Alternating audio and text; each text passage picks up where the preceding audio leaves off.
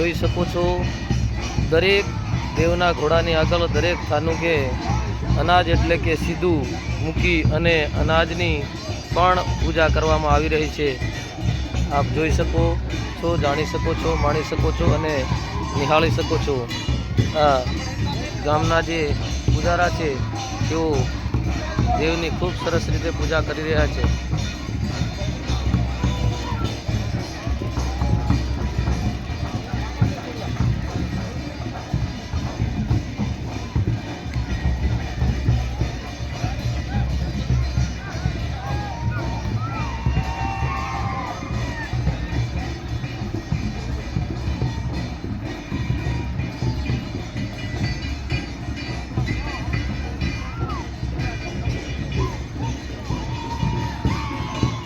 દરેક દેવની આગળ અનાજની પૂજાની સાથે સાથે દરેક દેવ આગળ દીવા મૂકી અને એમના વધામણા થઈ રહ્યા છે। આપ જોઈ શકો છો આદિવાસીઓની પરંપરા અને સંસ્કૃતિ, એમની પૂજા વિધિ ખૂબ જ જૂની પુરાણી આ ધરતી ઉપર જ્યારે આદિવાસીઓનું અસ્તિત્વ આવી ત્યારથી આ પૂજા વિધિ ચાલી રહી છે અને અત્યાર સુધી આ પૂજા વિધિ ખૂબ સરસ રીતે કરવામાં આવી રહી છે। આપ જોઈ શકો છો, જાણી શકો છો અને માણી શકો છો।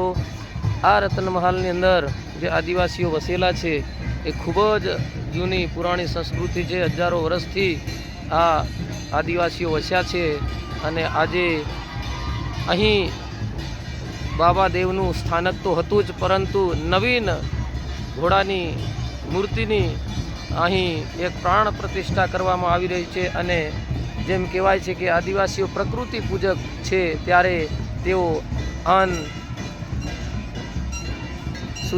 સૂર્ય, પવન, પાણી અને વિવિધ જાતના અનાજ, આ સૃષ્ટિ પર જેટલા બી અનાજ પાકે છે એ બધાની પૂજા કરે છે। તો આપ જોઈ શકો છો આ દરેક દેવની આગળ અનાજની ઢગલીઓ કરી અને દેવને વધામણા થઈ રહ્યા છે અને એમની પૂજા વિધિ થઈ રહી છે। તો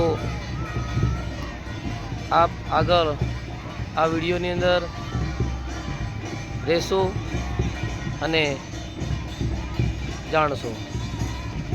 જોહાર।